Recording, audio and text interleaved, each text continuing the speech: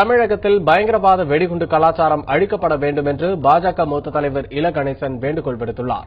விருதுநகர் மாவட்டம் சிவகாசியில் செய்தியாளர்களிடம் பேசிய அவர், வெடிகுண்டு கலாச்சாரத்தை ஒழிக்க முதலமைச்சர் ஜெயலலிதாவுக்கு மத்திய அரசு முழு ஒத்துழைப்பு அளிக்கும் என்றார்.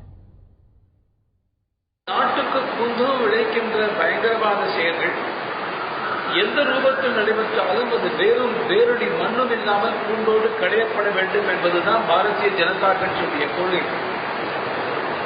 இந்த விஷயத்தை தமிழக முதலமைச்சருடைய கவனத்திற்கு நான் கொண்டு செல்ல விரும்புகிறேன்.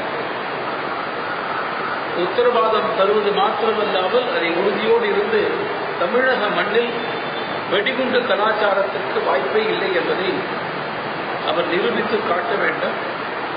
அந்த முயற்சியில் அவர் ஈடுபடும் பொழுது அதற்கான முழு ஒத்துழைப்பும் தருவதற்கு தமிழக பாரதிய ஜனதா கட்சியும் தயாராக இருக்கிறது, மத்திய அரசாங்கமும் தயாராக இருக்கிறது.